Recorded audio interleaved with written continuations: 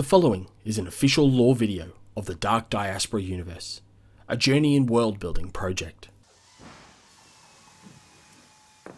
Nate felt the sweat run down his face, the heat of the foundry pit, and his own fabricator station buffeting him with a constant stream of superheated exhaust. He had learned to dress for the role, wearing a hooded duster jacket made from the hide of a lava worm to protect him from the worst of the heat. And his face was covered by a makeshift cloth mask, a valiant, albeit futile attempt to prevent the myriad of noxious fumes from entering his lungs.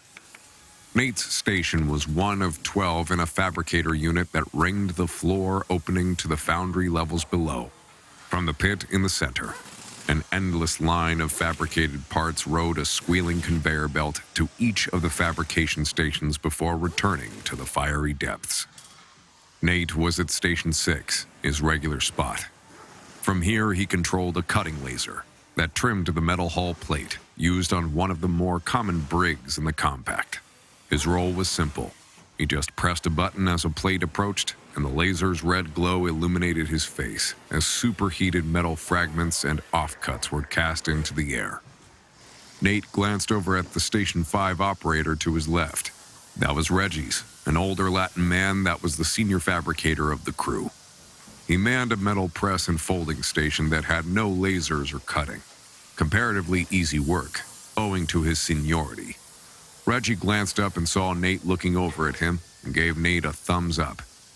Reggie was the closest thing that Nate had to a friend, a regular post-shift drinking buddy with whom he could blow off some steam. Nate smiled. It was good to have a friend in the unit, which made the 12-hour shifts almost bearable.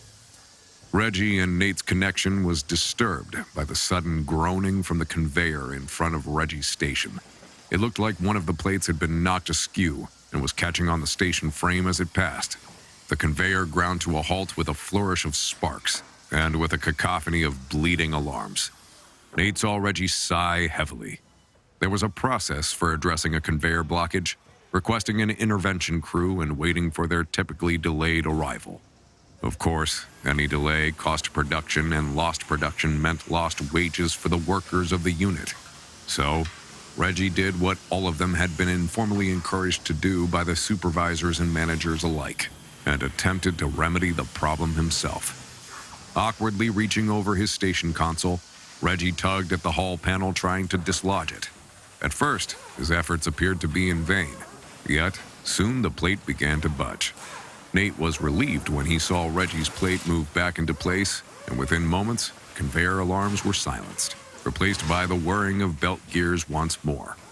Yet, as Reggie attempted to right himself back up in front of his station, Nate saw the older man's body jerk to a halt before being roughly dragged by the conveyor into the metal folding mechanism. Looking over in fear, Nate saw that his friend's arm caught on the conveyor, his leg broken and shattered by the metal folder of this station, bone-piercing skin with a splattering blood. The sound of gore-filled screams and shattering bones drowned out the drone of the fabricators. Reggie was traumatized, but he was still alive. Nate jumped into action, jumping and landing atop the blood-splattered conveyor beside his friend. He frantically worked to free Reggie's mangled arm from beneath the conveyor tracks, yet despite his efforts, could not make it budge. And then the conveyor turned towards the foundry opening. Growing increasingly frantic, Nate spotted a handheld laser cutter over on one of the central workbenches and ran to retrieve it. With Reggie now less than 10 feet from the foundry entrance, Nate steeled himself to use the cutter on his friend's arm. Yet, as he went to activate the laser cutter, nothing. The laser failed to appear. Nate looked down and saw the battery of the rarely used cutter was long dead, deemed an excessive expense by management to replace. Realizing his fate, Reggie grabbed his friend by the collar. He pulled Nate down to him, his face but inches from his own, and smiled before expending the last of his strength to catapult Nate off the conveyor just as it dipped down into the foundry level below. Nate fell backwards, hitting his arm on the metal platform. Yet he immediately sat up just in time to see his only friend in the world dragged below to a literal hell.